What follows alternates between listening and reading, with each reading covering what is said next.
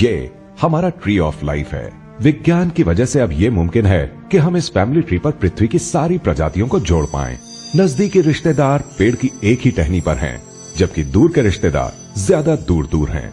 हर छोटी टहनी एक जिंदा प्रजाति है। ट्री ऑफ लाइफ की कुछ डालियां टूटी हुई हैं।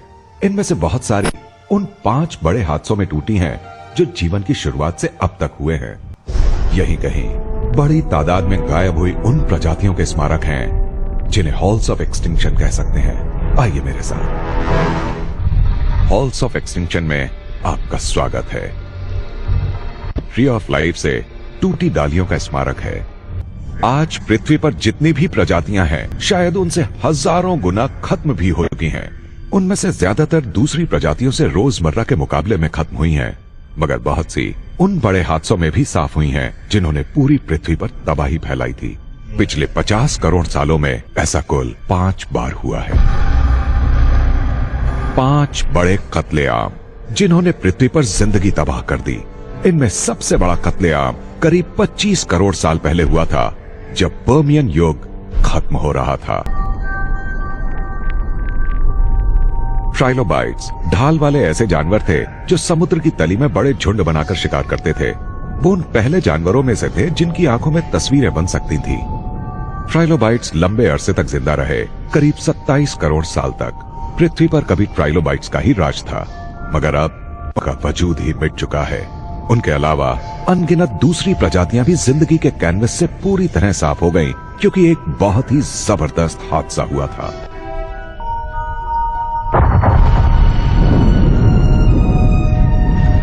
उस महाविनाश की शुरुआत वहां हुई जहां आज का साइबेरिया है। उस दौरान जिस पैमाने पर ज्वालामुखी फटे, वैसे इंसान ने अभी तक अनुभव नहीं किए हैं।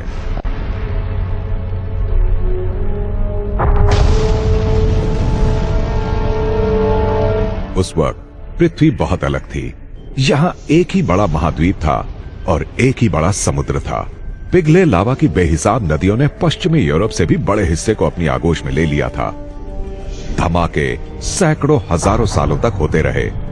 पिघले लावा ने धरती के अंदर जमा कोयले को सुलगा दिया और हवा में कार्बन डाइऑक्साइड और दूसरी ग्रीन हाउस गैसों की भरमार हो गई। इससे पृथ्वी गर्म हो गई और समुद्र में पानी की धाराएं चलना बंद हो गईं।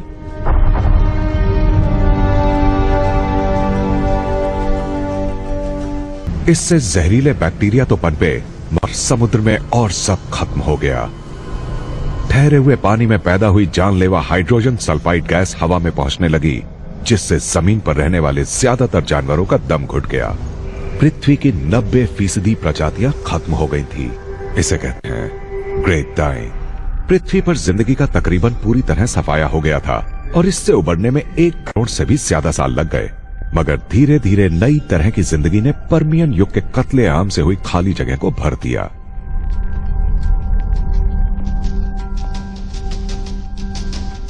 इनमें सबसे ज्यादा फायदा डायनासोर्स को हुआ। अब पृथ्वी पर उनका राज था। उनका दबदबा करीब 1.5 करोड़ सालों तक चला। इसके बाद एक बड़े हादसे में इनका भी पूरी तरह सफाया हो गया। इतने युगों में जीवन ने बहुत कुछ झेला है, मगर वो अब भी मौजूद है। जिंदा रहने की जिद भी कमाल की है। वहां भी जिंदगी तलाश लेते हैं जहां सोच नहीं सकते। मुझे एक जानवर का पता है जो उबलते पानी या ठोस बर्फ में भी जिंदा रहता है।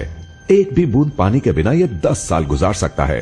ठंडे वैक्यूम या अंतरिक्ष के जबरदस्त रेडिएशन में भी अगर इसे खुला भेज दें, इसे खरोच तक नहीं आएगी। यह है टार्डिग्रेड या वाटर बेयर। ये दुनिया की सबसे ऊंची पहाड़ी चोटियों और गहरे समुद्रों तक सभी जगह मिलता है और हमारे घर के पिछवाड़े में उगी काई में भी यह मौजूद रहता है। आपने शायद इनको कभी ना देखा हो, क्योंकि ये बहुत छोटे होते हैं, सुई की नोक के बराबर, मगर टफ हैं। टार्डिग्रेड्स अब तक के 5 बड़े हादसों को झेल चुके हैं। पृथ्वी पर आए इन्हें आधा अरब साल हो चुके हैं।